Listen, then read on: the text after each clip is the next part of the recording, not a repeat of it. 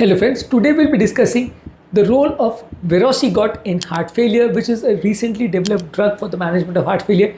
It is basically an oral soluble guanylate cyclase, that is SGC stimulator, which helps in management of heart failure and patients with reduced ejection fraction, that is basically a systolic heart failure patients. It enhances the nitric oxide signaling.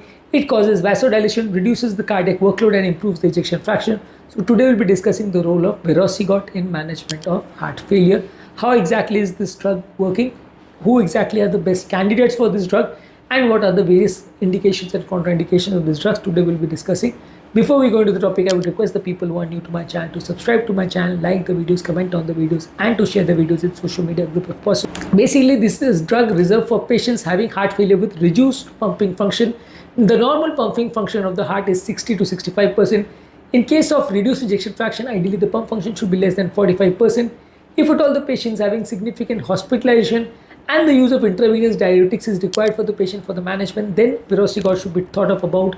With standard therapy, if the patient is not responding, like if the patient is already been put on ARNI, ACE inhibitors, beta blockers, and these are falling insufficient and this patient is having significant symptoms, then you can use Verosigot as an add-on therapy.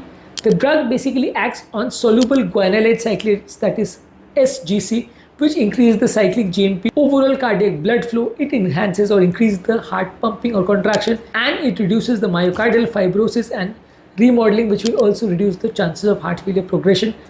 Unlike nitrates, this drug does not cause tolerance, so in high doses, even if it is used, it will not lead to tolerance and the effect will not decrease for a period of time. Tolerance basically means that the effect of the medicine will decrease over a period of time and you will require more and more doses over a period of time.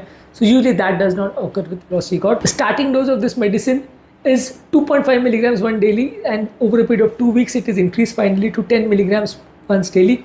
If at all the patient is having kidney problem or low blood pressure, adjustment should be done. Once daily the medicine is prescribed, ideally should be consumed with food for better drug absorption. It basically helps in reduction of heart failure and hospitalization.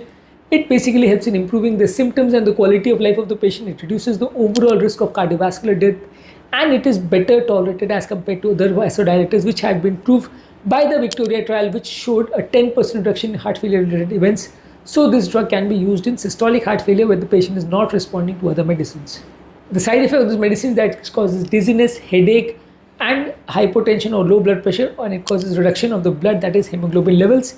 It should not be used in pregnant females and breastfeeding females. It should not be used if the patient is on nitrates or phosphodiesterase 5 inhibitors like sildenafil and tadalafil, which are taken for erectile dysfunction. It should not be used in patients having symptomatic hypotension, and if the blood pressure is less than 100 millimeters, this should not be used.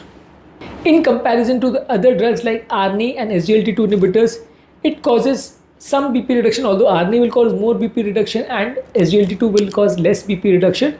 The main benefit of Verosigot is that it increases the cardiac contractility and causes vasodilation. ARNI will also cause a similar effect.